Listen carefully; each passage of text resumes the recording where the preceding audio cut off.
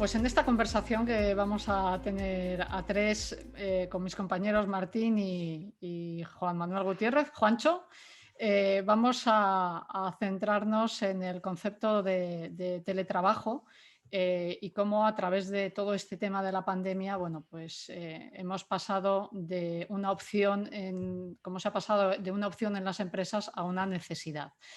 Vamos a comentar las ventajas, los posibles inconvenientes del teletrabajo y también un poco todo el tema de prevención de riesgos, a nivel de dirección o de mandos, cómo se lleva todo el tema de teletrabajo y también, por supuesto, la gestión del estrés.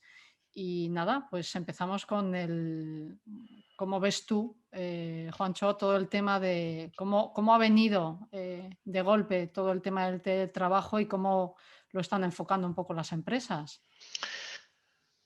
Pues nos parece de golpe porque es verdad que la pandemia, la irrupción de la pandemia, nos ha puesto en la obligación de sacar leyes, estamos hablando de toda la Unión Europea y en concreto de España, sacar leyes que venían anticipándose desde hace mucho tiempo.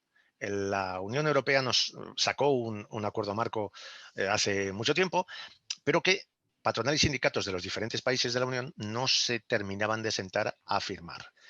Pero sí había mucho interés por todas las partes, por la parte económica, por la parte evidentemente, de satisfacción de los trabajadores, por no tener que ir y venir al trabajo, por hacer el tráfico más fluido, porque las ciudades funcionen mejor. Últimamente nos interesa más también otro tema que es por la huella de carbono, es decir, para menos desplazamientos y mejor planeta para todos, pero básicamente porque se genera más trabajo, el PIB crece y es así de sencillo. Y los trabajadores trabajan, digamos, es posible que fueran, antes de la comprobación, más eficientes. No se ha demostrado, todavía no hay estudios suficientes, pero la verdad es que la gente está metiendo, de eso hablaremos más adelante, mucho más tiempo que antes. Mucho Es más decir, tiempo que trabajando, sí, ¿no? Está claro, teletrabajando, mucho más está tiempo. claro. Y es probablemente por falta de gestión. Estoy anticipando ya algunos de los temas que tocaremos. Por falta de gestión de unos y de otros, de la empresa por no enseñar a su gente a gestionar su tiempo y de la gente por falta de entrenamiento. Y posiblemente algún puntito de, bueno, falta de control de tarea, dificultades en la autonomía, posiblemente afectación del estrés y otros vicios nocivos que estando en mi casa pues hago y que no haría estando en la empresa, claro. Pero fíjate que esta misma mañana, hablando con el responsable de recursos humanos de un cliente nuestro, me decía que él es muy consciente de que la gente es mucho más eficiente, o por lo menos sus equipos, ¿no? Mucho más eficientes desde que están en teletrabajo. Vamos, de hecho, es una empresa que podría volver otra vez al trabajo presencial y creo que lo van a reducir a un tanto por ciento muy pequeñito, ¿no? Entonces, hay muchas empresas que están viendo muchas más ventajas que inconvenientes, ¿no? Yo, bueno, sus datos son los suyos, yo no voy a contradecirle, pero a mí me da la impresión de que son más eficaces, pero no más eficientes. Estamos siendo la productividad está bajando. Seguimos siendo menos productivos que en Europa, eso de largo. Pero en general se está metiendo mucho más tiempo, con lo cual baja, por definición, la eficiencia. Es decir, que somos menos productivos porque sí que sacamos la tarea y Ujú. probablemente sacamos mucha más tarea, pero eso es ser eficaz, no ser eficiente. ¿Qué estamos haciendo? Metiendo mucho más tiempo que en la oficina. Hasta que nos acostumbremos a regularnos, a limitar el tiempo, a conciliar de verdad, no de nombre, de verdad. Ya. Por tanto, probablemente pero esto es una intuición masculina mía. Cuando haya datos mía y de la falta de datos, claro, cuando los datos aporten, cuando ya llevemos un año y pico de esto, probablemente habrá datos nacionales y lo que se intuye es que va a ser eficacia sí, más trabajo sí, mejor cumplimiento de desempeño, mayores logros para la empresa sí, eso no repercute en los salarios, lo dejo ahí, y la eficiencia probablemente está bajando porque estamos metiendo a más tiempo trabajado pero mismo resultado, pues entonces menos productividad, claro. Algo que yo sí que noto, y quizás Martín tú también, y es que, por ejemplo, el tema sobre todo en las ciudades grandes, tipo pues Bilbao, Madrid, Barcelona, ¿no? Es que ya no solo la parte medioambiental de los desplazamientos que está ahí, sino también los tiempos, ¿no? Los tiempos en los que tardábamos y en los que solemos tardar 1 hora, 2 horas diarias en desplazamiento hasta nuestro puesto de trabajo, ¿no? Entonces, incluso eso va muy unido a algo que yo veo y que me comentan muchas empresas, muy beneficioso a la hora de la parte de la conciliación y de organización a la hora de llevar al niño al colegio, etcétera, etcétera, ¿no? O sea, yo creo que sobre lo que tú estás comentando, Juancho, está claro que es necesario un aprendizaje para meter hábitos, ¿no? Pero hay muchas ventajas, ¿no? ¿Cuáles serían las ventajas, ya no solo para la empresa, para el propio trabajador? Hombre, para la empresa son las obvias. Estoy ahorrando en luz porque la gente ya no está en la empresa. Los que no están, porque probablemente hay una parte de la plantilla que sí, que continúa, y otros que siguen en sus casas, o ya veremos conforme la vacuna o las vacunas empiezan a hacer efecto. Pero desde luego la producción, o por lo menos productividad de los trabajadores, parece que se está incrementando. Ya veremos la productividad exactamente. Por supuesto, se reducen los accidentes laborales. La gente se desplaza menos. La gente pierde menos tiempo yendo a trabajar. Eso es obvio. Ahorro en posible espacio y mobiliario de ese espacio de empresa. Estoy hablando de los beneficios para la empresa.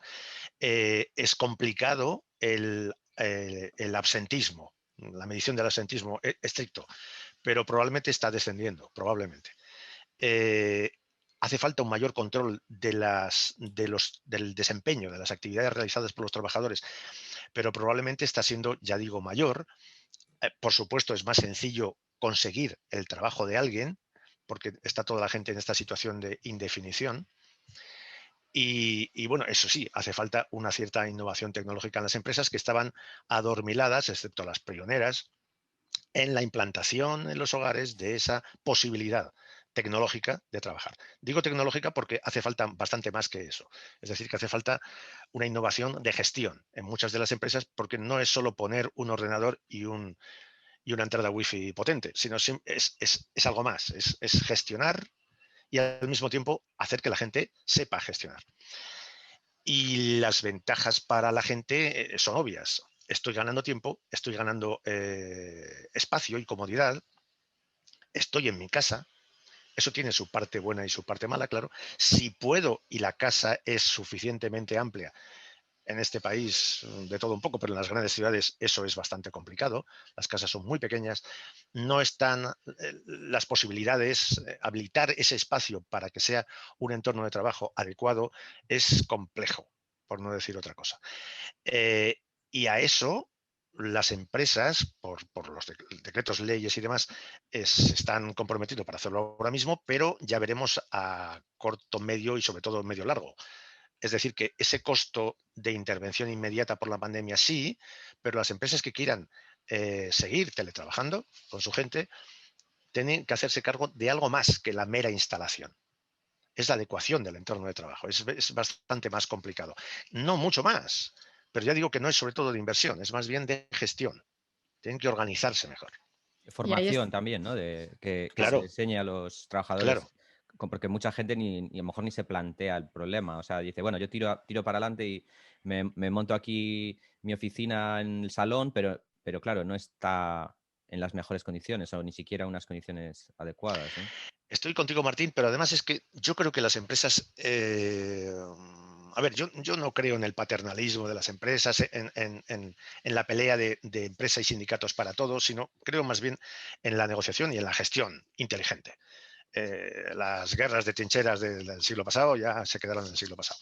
Es verdad que cada uno de la patronal y sindicatos siguen haciendo su trabajo, obviamente, y además avalado por la Constitución, pero hay que ser mucho más rápido en esto. No puedes estar esperando 3 meses porque ya se te acaba la situación de urgencia. Entonces, y has perdido el tiempo, mientras que los que realmente gestionan bien y rápido, las empresas pequeñas, básicamente, van muy rápido, se habilitan, pero básicamente porque escuchan a su gente. Ese es el gran problema de las empresas grandes en general, que por cierto son las que yo conozco más en la parte de prevención a la que me dedico. Trabajo pues con empresas grandes, el acero, siderurgias, laminaciones, fundiciones y demás. La idea es que esas empresas adolecen de grandes taras de falta de escucha mutua. Hablan desde hace miles de años de comunicación bidireccional, pero no. Todo eso se redirige a la parte política y ya están los sindicatos hablando con los representantes de la empresa, pero eso es otra cosa. Es decir, que no todo se dedica, no todo el trabajo tiene que ser por medio de la negociación colectiva, tiene que ser mucho más sencillo, porque ya no estamos en las viejas peleas de dinero y vacaciones. Estamos más bien ahora en la pelea de condiciones de trabajo. Claro. Mejóreme usted las condiciones y yo le daré más productividad. Es así de fácil. Sería que no tendría por qué ser un conflicto de suma cero, ¿no? Que al final los dos pueden ganar. Obviamente, obviamente. Es ganar, ganar de largo. Y sobre todo, en muchos casos, los gerentes cortoplacistas y más bien miopes suelen decir, es que yo les pongo todas las medidas y ellos luego no se ponen lo que yo les digo, no se ponen a hacer el trabajo como se lo digo, les doy una norma de gestión y no la usan, les doy un EPI y no se lo calzan. Es decir, que no, pero oiga, es que no es solo dárselo, formarle y además, a ser posible, motivarle. Pero no como si fuera su papá, sino dándole las opciones para que entiendan que ellos mismos pueden gestionar esa parte. Y eso no es hacer de papá, pero tampoco por la parte del trabajador es hacer de hijo. No estoy diciendo quién es el bueno y quién es el malo. Digo que tenemos que aprender todos a ser mucho más proactivos, a los líderes, a los jefes, pero no jefes de empresa, sino también a los mandos intermedios, a ser mucho más escuchantes y a ser posibles escuchantes activos, pero sobre todo a escuchar a la gente y lo ha dicho antes Allende, a aprender de la gente, a aprender de las cosas buenas que hace la gente, que son muchas y todos los días. Y esos aprendizajes acumulados hacen una organización inteligente, que aprende de sí misma, que no tiene que hacer benchmarking para irse a la empresa grande, mucho más grande y mejor, de estas ultra estratosféricas, que sí que hacen grandes cosas, pero siempre con grandes inversiones, grandes cosas. No, no hace falta. Las empresas que yo observo en mi alrededor, de 70 a 100 trabajadores, van mucho más rápidas, mucho más inteligentemente elaboradas en esa gestión interna que las grandes empresas, que por supuesto tienen grandes inversiones, grandes jefes de departamento, grandes, numerosísimos niveles jerárquicos, se están quedando en el siglo pasado. Y sin embargo, las pequeñitas van a toda velocidad, por necesidad, claro. Y es asombroso, hay que fijarse mucho en las pequeñas. No tienen la misma Y burocracia, ¿no? claro. Claro, claro, claro. Y a nivel de motivación, que yo creo que, fíjate, va muy unido a esto que estabas comentando de los mandos, ¿no? Yo creo que efectivamente falta la motivación, pero ahora en estos momentos de teletrabajo mucho más, ¿no? El cómo conectar y cohesionar los equipos de trabajo. ¿Qué ideas se te ocurren a ti que pueden ser interesantes? Porque esto es algo que cada vez que hablo con cualquier empresa me lo dice.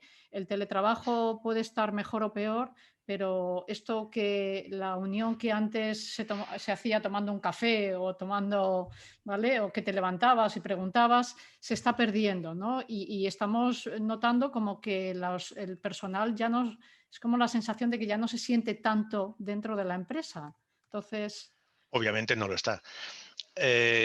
Bueno, dos puntos. Bueno, dos y los que vosotros queráis añadir.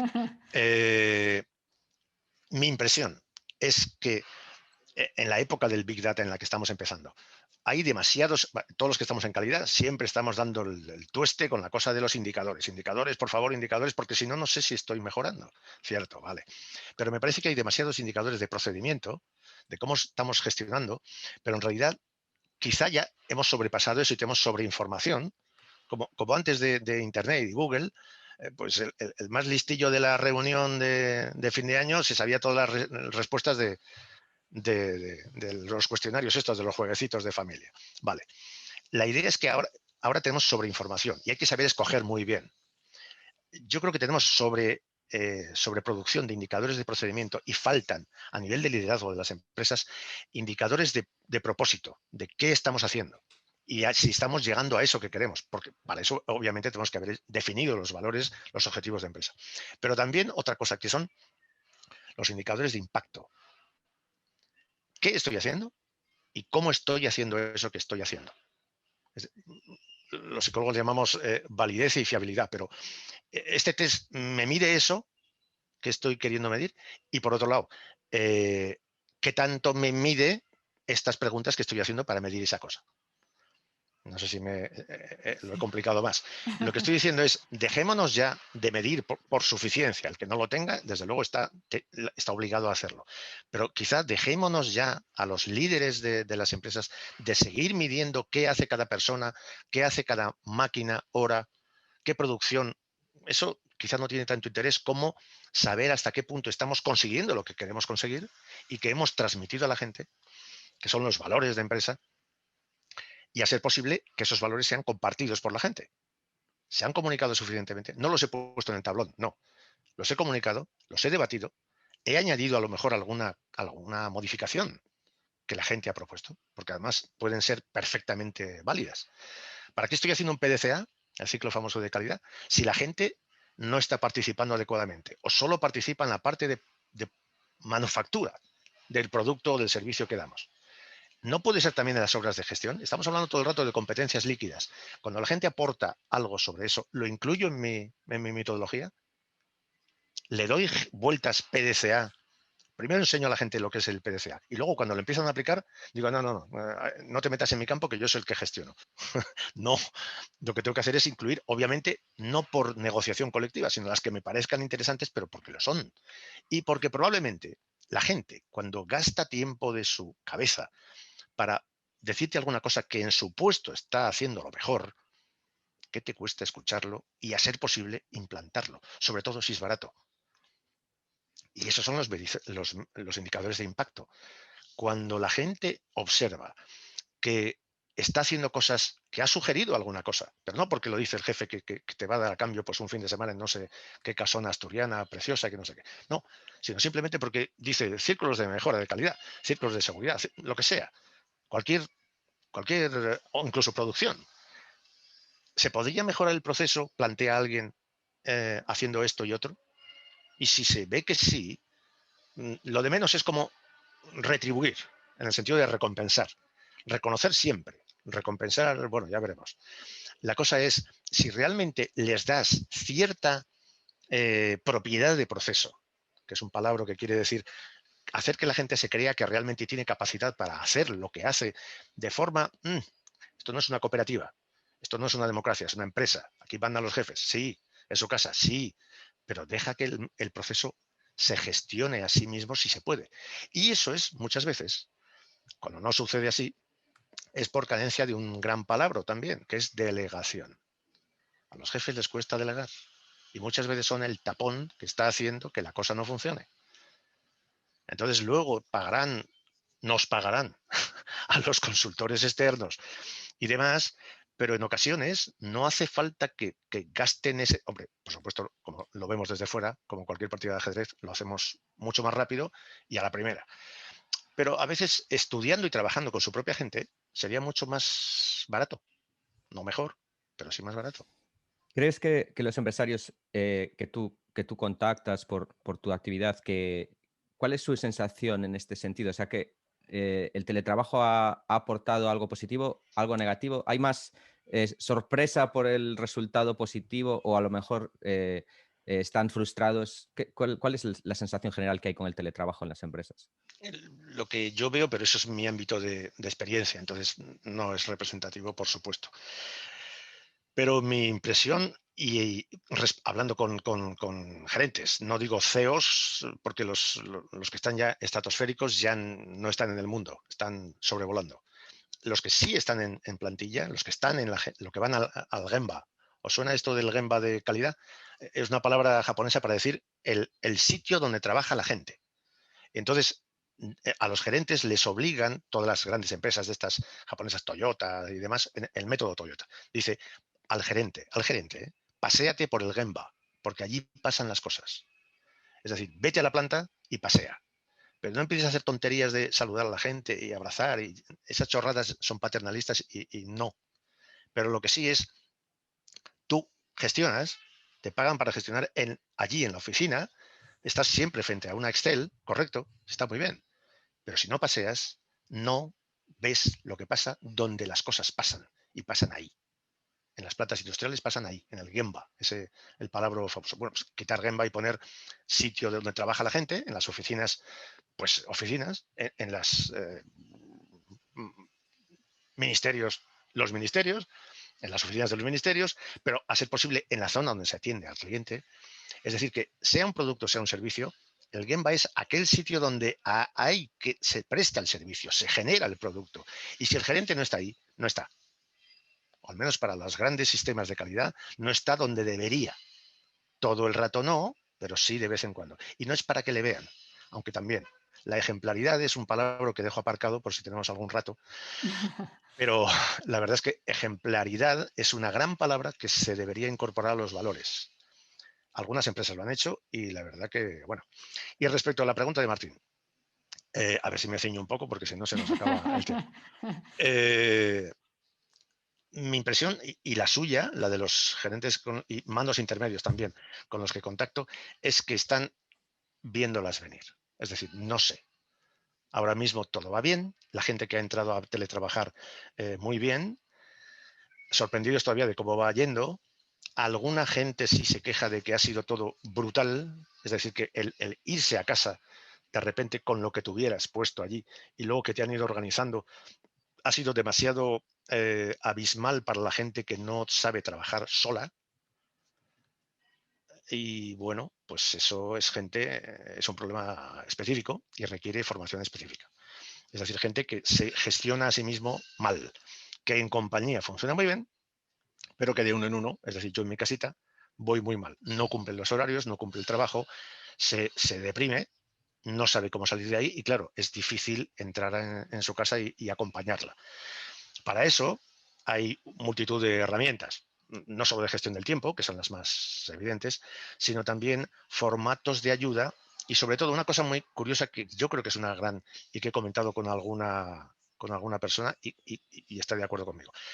El liderazgo en cuanto a la comunicación en estos tiempos jorobados, variables, tiene que ser muy proactivo. No puedes estar esperando a ver si el trabajador te dice, como mando intermedio, que, o jefe de departamento, que no lo ve claro, que no le va bien.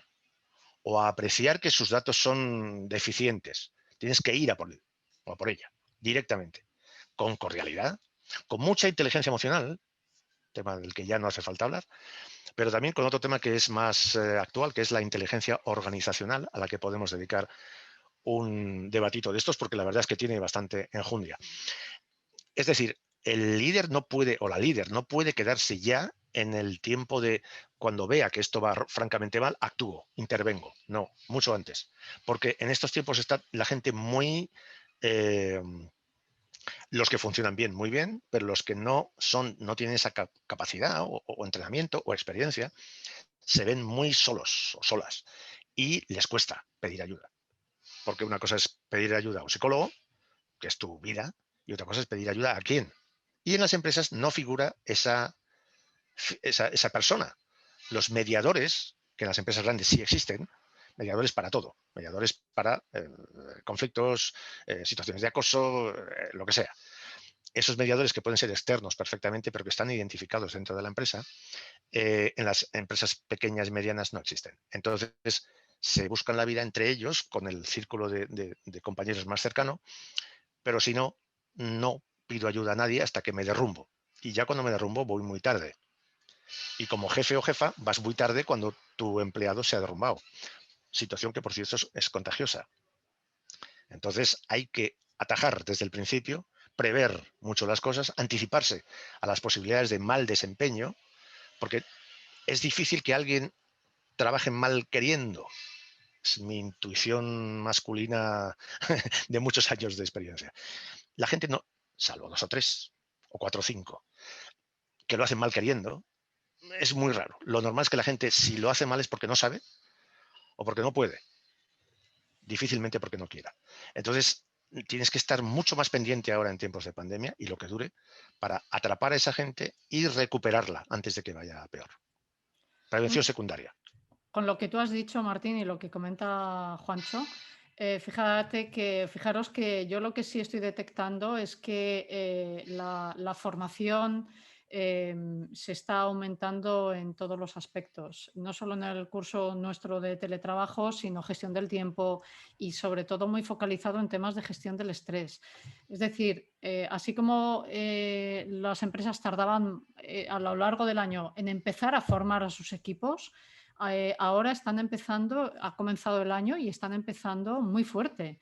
Y hay mucha demanda de formación en gestión de estrés, muchísima. Entonces, esto al final, yo creo que los mismos empresarios y mandos se están dando cuenta de la necesidad imperiosa de que la gente sepa regular ese estrés en teletrabajo, ¿no? Creo que es muy necesario, además.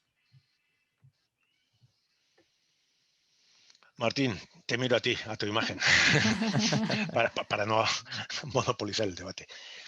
¿Tú también lo ves así? Yo creo que ahora mismo es que se nos han mezclado dos frentes, ¿no? O sea, estamos hablando de teletrabajo, pero claro, seguimos todavía en la crisis del COVID. Es decir, ¿qué podemos atribuir de todo este proceso de cambio, ¿no? A las consecuencias del teletrabajo y cuánto podemos atribuir al COVID? Es que es un combo brutal que se ha dado porque no quedaba otra, ¿no? Entonces, claro, ¿tú qué opinas en ese sentido? O sea, es decir, ¿cuánto crees que están aumentando, por ejemplo, los problemas de salud mental o de, bueno, problemas emocionales o problemas psicosociales por el tema del teletrabajo y cuánto por el tema del COVID? No tengo ni idea. Ya, es Te soy imposible sincero. saberlo, claro. Claro, tengo mi impresión personal, pero eso no vale gran cosa. Y frente a me pides una cosa que no me atrevo a dar ni siquiera un pasito, porque eh, lanzarse es muy sencillo y en una discusión de bar, que no es esta, puedes decir cualquier cosa y lo que tú crees, pero tiene poco valor para la gente que nos está viendo y escuchando. Mi impresión es que cuando esto vaya cerrándose, es decir, que cuando la vacuna ya empiece a funcionar, la inmunidad de grupo y demás, de rebaño, entonces probablemente 2022, probablemente, ahí se podrá hacer un retrospectivo estadístico. Y ahí tendrá sentido ver qué es lo que pasó durante y qué es lo que pasó específicamente por la COVID. Pero no lo sé. Es decir, que no es solo lo que nos ha obligado a hacer la pandemia, sino la situación que probablemente la gente que disocia o que tiene problemas de trabajar consigo mismo si no está acompañado, eso lo llevas tú como paquete, como mochila tuya. Pero se ha visto catapultado exponencialmente en la situación en la que no te han preguntado si quieres irte a teletrabajar, te han llevado, te has quedado en tu casa, es obligatorio.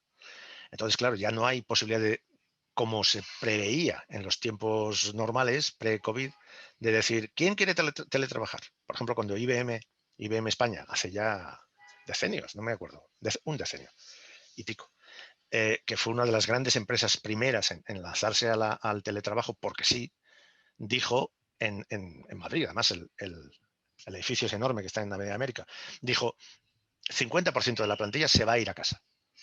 Tengo los medios tecnológicos, soy IBM, pero además tengo los medios otros, motivacional, gestión, liderazgo, etcétera. Esos más líquidos, no los tecnológicos, de gestión y competencia líquida. Y se pusieron las pilas y lo hicieron medianamente bien, tirando a muy bien. Y la verdad es que fueron un ejemplo y un modelo a seguir para todos los demás que iban pues pensándolo todavía. Y la idea es que yo creo que independientemente de cómo gestiones tus equipos, no es tanto la capacidad o no de la gente de funcionar individualmente, sino que el equipo tiene que hacer también esa tarea de acoger a los suyos, de no dejarlos atrás.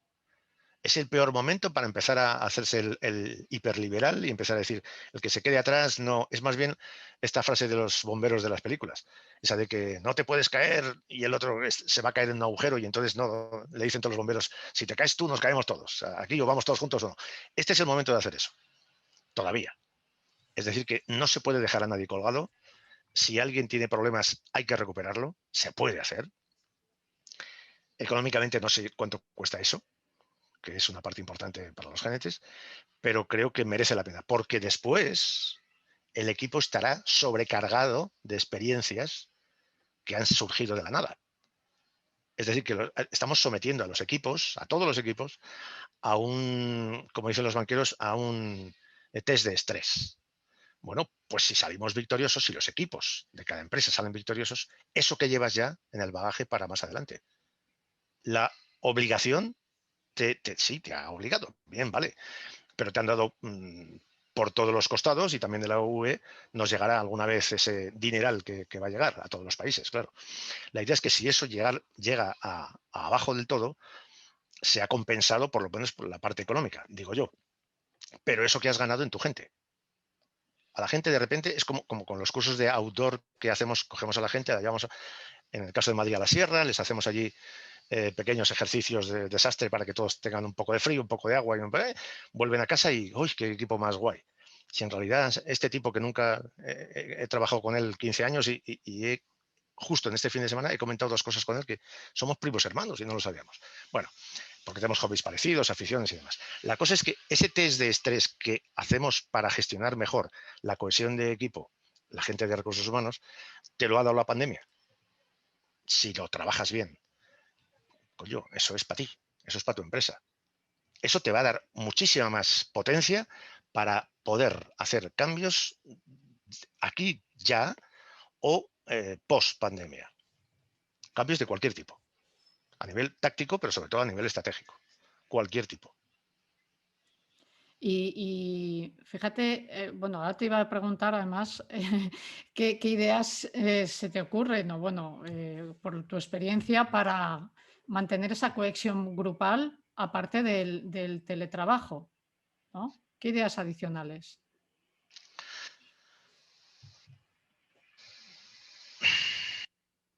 A mí se me ocurre, Dime. ahora, bueno, a mí, Déjame yo, pensar.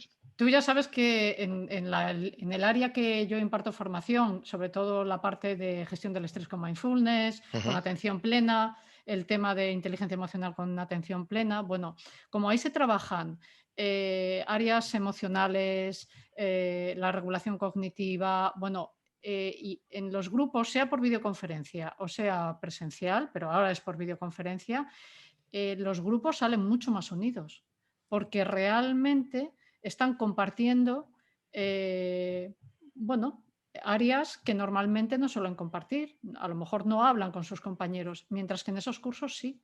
Y entonces eso hace que las personas que participan en esa formación salgan mucho más conectados en todos los aspectos. Esta es la experiencia que yo estoy viendo de las formaciones que impartimos. Se me ocurre mientras te escuchaba, estoy totalmente de acuerdo contigo, me parece que es normal que sea así, esa burbuja proxémica que tenemos de no se meta en mi campo físico, no se acerque demasiado, esa que los latinos tenemos más cercanita a nosotros, que nos tocamos con cierta habitude en los tiempos pre-COVID, claro. Lo normal era darnos 2 besos, tocarnos y demás. Los ingleses la tienen más amplia, los japoneses no se tocan, salvo que sea en matrimonio y poco más. Es decir, que, bueno, son culturas diferentes. Sí. Pero cada uno es así. La historia es que a nosotros nos han impuesto, la pandemia nos ha impuesto una burbuja enorme, física y también psicosocial, y eso hace que la gente haya roto cada vez que puede con su burbuja, digamos, de introversión. Porque a veces los introvertidos tienen ese problema de que son tímidos, prefieren no expresar sus emociones más directas, lo que se les ocurre, los impulsos, y tienen, pues eso, todo lo contrario de los extrovertidos. La idea es que ahora hasta ellos tienen la necesidad de contar, porque es que estamos todos un poco apretados. Ya no digo nada a la gente que suele hablar por los codos, pues es que sale a la ventana y pega gritos en la zona donde no pueda salir. O a lo mejor de pura expansión física, pues es uno de estos que pillan de vez en cuando por ahí escondiéndose de abajo de las camas cuando viene la policía municipal a una rave de estas raras. En fin. Y adicional a esto, ¿qué más ideas, o bueno, cómo mantener la cohesión grupal en las empresas? Ahora que estamos en teletrabajo y que de alguna forma, bueno, no tenemos ese contacto, ¿no?, personal tan directo. Mira, estoy mirando alguna cosa que estaba escribiendo eh, para para un artículo que tiene que ver con esto, pero es otro tema, subtema diferencial. Estaba anotando cosas interesantes. Esto de la inteligencia organizacional que hemos comentado es un tema interesante. Yo os animo a que hagamos más adelante otro debatito de estos sobre ese tema. Tiene mucha enjundia. Una de las claves que decía el famoso Covey, de las reglas o los hábitos de la gente efectiva, la interdependencia. Yo creo que es una de las necesidades, y alude exactamente a esto que estás preguntando, Allende. Es necesario ser más interdependiente, es decir, provocar, no gestionar para qué, no, provocar que los equipos dependan entre sí y lo hagan de forma más evidente. Esto de la comunicación proactiva que había dicho antes es otra de las claves. Los líderes más anticipativos, la gestión, casi obligación, diría, de que los gerentes planteen a sus mandos intermedios la obligación de la delegación de tareas por sistema, la evitación de filtros excesivos que imposibiliten o que posibiliten que la comunicación funcione. Lo digo al contrario, la obligación de romper los embudos de comunicación.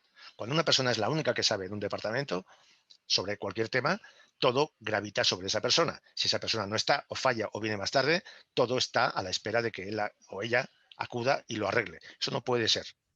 No puede ser.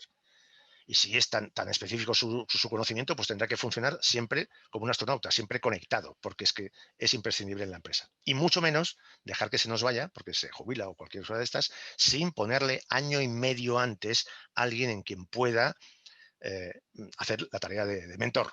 Es decir, trasladar todo el conocimiento que tiene, porque una vez que la gente se jubila, vete a llamar a la casa que ya no estará. Que no estará para atenderte, claro. Entonces, anticipación de los líderes, comunicación proactiva, mayor compenetración de los equipos de trabajo, probablemente. Interdependencia, que es una gran palabra que reúne a una estas cosas. Yo creo que para la gente, para los gerentes, yo plantearía una cosa que creo que es interesante, que es observación y análisis. Dos palabras juntas que puede ser: eres gerente, te pagan para llevar adelante la base económica de la empresa, correcto, sí, vale. Además, te piden muchas otras cosas, vale. Pues añádete otra mochilita, otra piedra en la mochila que ya llevas, que es observa más a tu gente y analiza qué diablos hacen. Y sobre todo, intenta que los aprendizajes que la gente hace se trasladen al común de la empresa. No sé por qué procedimientos, pueden ser informáticos, hay muchas herramientas ya. Y establecer métodos de reuniones de gestión, por supuesto en tiempo de trabajo. Eso y la productividad se mata, pero bueno. Para que la gente pueda aprender de eso. Posibilitar que, aunque no seas una cooperativa, la gente tenga la creencia o la subcreencia de que parte de la empresa es mía. Al menos mi proceso es mío, yo lo hago, sé hacerlo. Mi jefe, claro que controla mucho mejor los tiempos y demás. Él controla la gestión, la entrada, los proveedores. Sí, el Excel lo lleva él, pero yo llevo la máquina. Nadie conoce la máquina como yo. La conozco hasta por los ruidos que hace, cuando está bien y cuando está mal. Entonces, ¿cómo me va a contar alguien cómo mejorar el proceso con la máquina?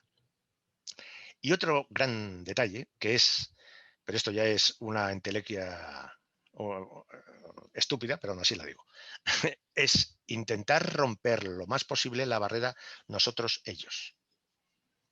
Nosotros, los ingenieros, los técnicos, los psicólogos, los gerentes, sabemos mucho más que los pobres trabajadores que vienen aquí mendigando un trabajo y les damos lo que podemos. Y claro, luego cuando se accidenta decimos, pero qué tonto es, ¿cómo se le ocurre hacer eso? Bueno, si tú estuvieras ahí haciendo su trabajo, con su conocimiento, con su experiencia, no te accidentarías nunca, ¿verdad? Los normales dicen, bueno, probablemente sí, me accidentaría. Son como tú. ¿Por qué no les planteas cosas? Pero no a través de los sindicatos, no a través de tu representante, no, normales, cosas de proceso, a través del cauce normal. No político, en el sentido de negociación colectiva, cauce normal de producción. Eso es mucho más inteligente que decir, seguimos con un montón de brechas, de trincheras, de peleas. Tú no sabes, no te pago. En una empresa de hace poquito, empresa industrial, me han contado, y varias personas, así que probablemente es verdad, que un ingeniero le dijo a un currela, no te pago para que pienses. Y eso en el siglo XXI es... Yo, como gerente, jamás he echado a nadie a la calle así, ni así ni de ninguna manera. Pero yo creo que ese es uno de los casos en los que me lo pensaría. Es un pecado mortal, ¿no? Mortal. Porque además lo que tú has comentado de los procesos, que los conoce mejor que nadie el que está inmerso en ellos, ¿no? Esto conecta un poco con con la metodología Agile, ¿no? Y lo del design thinking y todo esto, ¿no? De contar con el que está ahí, ¿no? En ese proceso de cambio, en el proceso de gestión del cambio, ¿no? Pero obvio. Si no cuentas con él, ¿con qué rellenas los post-it? Lo primero, en el design thinking, cuando estás haciendo ese tipo de diseño, ¿para qué vas a hacer pensar a la gente? ¿Para qué vas a reunir a los ingenieros? Es que me lo encuentro en empresas no solo de servicios, sino productivas de producto, de bienes de equipo.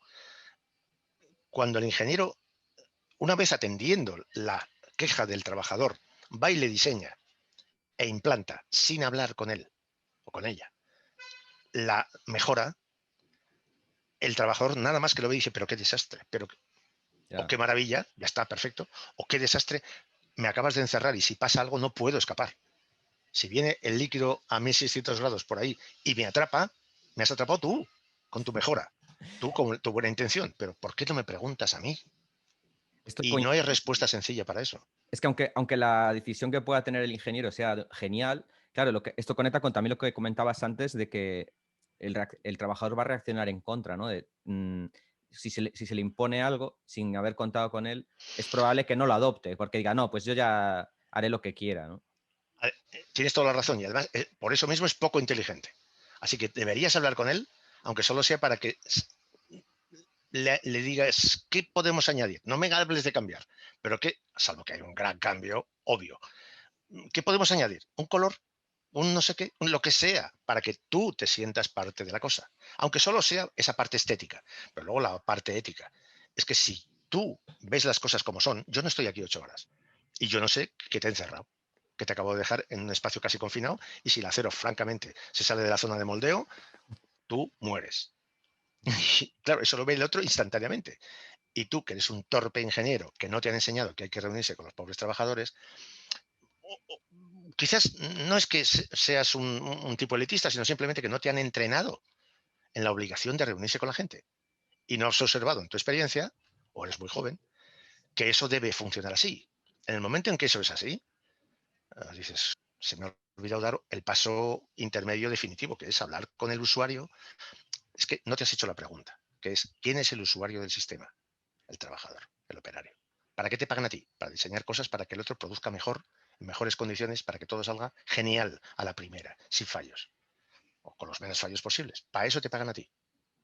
Te pagan mucho más que a él, pero ellos son muchos más. Y ellos son los que fabrican ese producto con los cuales todos estamos cobrando. Entonces, vaya si te pagan por algo importante. Pero tienes que preguntar. Pero eso de preguntar a lo mejor no es algo que adolece, ¿no? La formación de muchos ingenieros.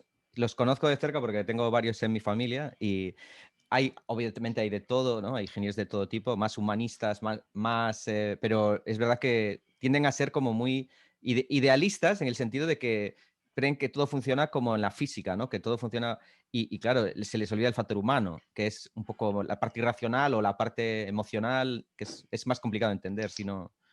Sobre eso mismo. Es como si haces un problema de física sin rozamiento. Guay, súper guay y extra guay. Pero luego la vida real se para. Y dices, pues al rozamiento hay que poner un aceite especial, una valvolina, que haga que el engranaje se gire y... Ah, ya. Ah, la vida real, vaya mierda. Es que la vida real es por lo que te pagan, no para el diseño. El diseño está bien, pero si no funciona, vuelvo otra vez al Gemba. En el sitio de trabajo, donde producimos o donde facilitamos, damos el servicio al cliente, al que nos lo pide, ahí es donde pasan las cosas. Si ahí no funciona, lo que se da en el aula es todo mentira. Entonces, claro que en el aula se está muy bien porque no hay ruido, básicamente. En las empresas donde no lo hay, en servicios, no pasa nada, pero en las empresas industriales sí. Entonces, claro que en el aula se está muy bien. Pero el aula no es el sitio donde se inventa cualquier cosa en la pizarra veleda. No, porque lo aguanta todo. Sino, esto es para aplicar allí. Vamos a ver si lo podemos aplicar. Ah, entonces funciona, vale. Esto no funciona, lo borro. Tiene que funcionar allí. Y lo mismo el ingeniero. Tu trabajo tiene que funcionar allí. Si no funciona, no le eches la culpa al operario, que a lo mejor tiene parte de culpa, pero tienes que hablar con él a ver qué es lo que falla. Yo creo que eso va muy unido, tanto lo que decías tú, Juancho, como lo que dice Martín, a la importancia que tiene hacer una formación continuada en temas de inteligencia emocional y de habilidades en las empresas, que yo creo que las empresas son cada vez más conscientes. Lo que pasa es que la inteligencia emocional es algo que hay que ir trabajando e ir cambiando hábitos. O sea, los hábitos muchas veces creo que las empresas piensan que por hacer un curso de, yo qué sé, 16 horas o incluso ahora con el tema de la pandemia y del teletrabajo, el enfoque que están teniendo es de hacer píldoras formativas, que está muy bien, píldoras de 2 horas, 3 horas, pero eso es un pequeño sabor de lo que tienen que aprender.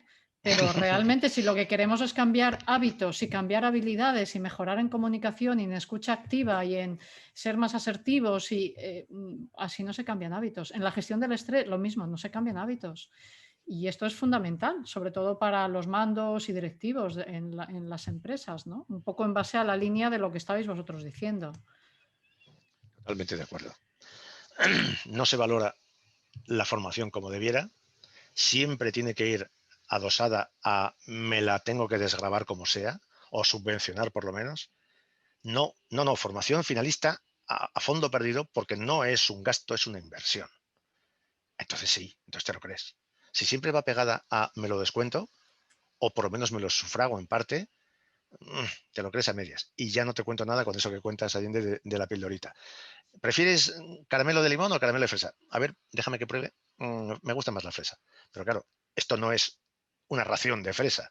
Esto no es más que una pildorita. Entonces, para la gente que ya viene formada, viene muy bien como actualización. Pero no es más que eso. Claro, claro. Totalmente Sí, de acuerdo. sí, Tendría que sí. notarse, creo yo, para los que tenéis, los que lleváis empresas de formación potentes como la vuestra, yo creo que sería necesario e imprescindible y sería un buen síntoma que la gente gastara, que no es gasto, es inversión, invirtiera dinero en formación necesaria, probablemente en competencias líquidas, pero también en las otras, con su gente. Ahora es el momento. Cuando hay ciertas zonas paradas, otras no, la gente está más o menos desorganizada, pues vuelvo a organizarlos y les pongo a hacer esta cosa. Porque aunque no haya subvención, porque le damos importancia a eso, pero probablemente creo que esto ocurre porque ni los gerentes, ni los mandos intermedios, más bien los jefes de departamento, eh, saben lo importante que es la formación. Creo que no se lo creen. ¿Tú crees que todavía no? Porque esto lo venimos hablando desde que nos conocemos Allende y yo, que ya son bastantes años, pero en estos, por ejemplo, estos últimos 10 años, creo que Allende también puede contestar a esto, ha mejorado un poco, yo creo, la cosa. Es decir, que ya se va viendo cada vez más la formación como algo nuclear, ¿no? Como algo fundamental dentro de la estrategia de la empresa y no tanto como un plus que le doy a los trabajadores porque, bueno, es gratis, ¿no? Y entonces es como darle aquí una propina. No, o sea, yo creo que ya se va cambiando eso, pero aún queda mucho, ¿no? O sea, ¿en qué punto estamos? ¿Tú qué crees, de que hemos avanzado estos 10 años o que seguimos igual? Sí, vamos a ver, también es importante que seamos conscientes de que gratis no es, porque Claro. es bonificada. Esto es un concepto que es fundamental para mí y es porque las empresas al final hacen su gasto en los pagos de la seguridad social de los trabajadores, por lo tanto, gratis no. Lo que pasa es que, así como al principio no le daban tanta importancia y de hecho hay estadísticas que saca todos los años Fundae sobre cuál es la formación que más se utiliza en bonificada o programada para las empresas, como se llama ahora, y antes era idiomas, mientras que cada vez más se está dando formación en habilidades. Por lo tanto, esto significa, y en tecnología, por supuesto, esto significa que cada vez se está usando más toda la parte bonificada y que ciertas empresas que pueden, por su tamaño, también tienen presupuestos privados. De hecho, muchos de nuestros clientes me dicen, oye, esta es la parte de bonificada y esto va en presupuesto privado. Y cada vez se está usando más. Por lo tanto, el tema del concepto de formación lo ven como una inversión. Muchas empresas, muchísimas. De hecho, cada vez hay más personas que son responsables de formación, cuando antes siempre esto lo llevaba el Departamento de Recursos Humanos. Y ahora hay personas en ciertas empresas que se dedican exclusivamente a la formación interna de la empresa y generan ya las empresas grandes, university, como llaman ellos, ¿no? La formación universitaria, que le llaman así, por crear una línea de tiempo en la carrera profesional de cada empleado. Y creo que esto es muy interesante, ¿no? Entonces, creo que sí, cada vez se está dando más fuerza o se ve que es una inversión la formación. Y ahora con el tema del teletrabajo, más todavía. ¿Eh? Me alegro que me lleves la contraria porque me encanta. Porque es que, no, quizás mi visión es demasiado pesimista porque estoy tocando siempre en empresas muy el acero, que es casi por delante de la construcción y de la minería. Es paleolítico, con sus virtudes. La gente del acero para mí es maravillosa, no es incomparable con la gente de servicios, pero claro, tiene sus ventajas y sus inconvenientes. Y probablemente yo creo que uno de los índices que sería muy interesante para entrar, un input claro, sería quizás hacer que esto se viera en las propias escuelas de negocios, donde se están formando, en los másteres, los magísteres, donde se están formando los futuros directivos. Porque si desde su propia formación, cuando tienen 20 o 40, cuando hagan el máster, de directivo, que les habilita para entrar en la posición de directivo, si les dicen desde el principio, la formación no es un gasto, difícilmente es un gasto, es siempre una inversión, empiezan a asumir que es así. Ya probablemente tardará mucho menos el debate en que se vaya la antigua generación y entre la nueva convencida, o esta que ya está en funcionamiento, como dice Allende, convencida de que hay gente específica para esto, no tiene que depender de recursos humanos se puede dedicar a otras áreas igualmente vitales para la empresa, pero no, oye, recursos humanos, organízame esa formación. Como si fuera una cuestión de proveedores, ¿no? Cómprame unos tornillos, da lo mismo que tamaño. No es así. A ser posible, para mí ya, y no solo con los directivos, yo lo digo para que los directivos no obsten, no estén ahí de decir, no, deja de gastar por ahí, sino más bien, en mi intención, que los propios departamentos, sobre todo productividad y mantenimiento, que son los nucleares de todas las empresas de producción de bienes, tengan a gente concreta para que pueda organizarles esos cursos específicos que necesitan. Y no depender siempre de recursos humanos, que es una especie de tercero transversal que está ahí haciendo, añadiendo petachos. No lo digo en mal sentido, yo trabajo en recursos humanos, pero no tiene que hacer solo esa tarea, como si fuera, como en los viejos tiempos donde prevención dependía de recursos humanos, porque no se sabía muy bien dónde meter. Prevención depende de producción, claro, y directamente cuelga del director. Porque cuando hay un accidente gordo, vaya si toda la empresa se mueve. Claro. Coño, pues no esperes a que vaya la cosa tan mal. Y lo mismo ahora con medio ambiente. Si has hecho porque tú no te has enterado, pero alguien ha hecho un desvío y resulta que el riachuelo de al lado lo has llenado de plomo, la has liado parda y te van a quitar unos cuantos millones por la cara. Ese gasto, no solo depende, y de ello va a depender la multa que te van a meter, la imagen de marca que vas a perder, pero ni siquiera lo sabías, porque no controlas tu proceso productivo. Ahora ya hay gente específica dentro de producción controlando esos procesos. Eso creo que es muy interesante. Está cambiando gran parte de la gestión de las empresas y no es solo la cosa nebulosa de las competencias líquidas, sino también las propias productivas y de mantenimiento. Y ahí tenemos mucho que pintar la gente de formación, la gente de acompañamiento, de transversales, prevención, formación, captación del retorno de la experiencia. Es un término que usan los franceses, no solo los aprendizajes, sino retorno de la experiencia, como retorno de la inversión que usan los economistas. ¿Realmente he gastado y tiene sentido? Sí, pues sigo gastando, porque es una inversión. Ellos dicen retorno de la experiencia en el sentido de prevención, calidad y medio ambiente. Si realmente la experiencia ha sido buena, ahí tengo que seguir metiendo dinero porque interesa. Eso es una palabra que me gusta mucho. Bueno, nos acercamos ya, yo creo que hemos Sí. hecho ya una hora. Ha estado muy interesante todo lo que hemos hablado y han surgido temas que creo que habría que tratar en otros vídeos si te prestas, Juancho, a que hagamos más adelante. Porque Encantado de la vida.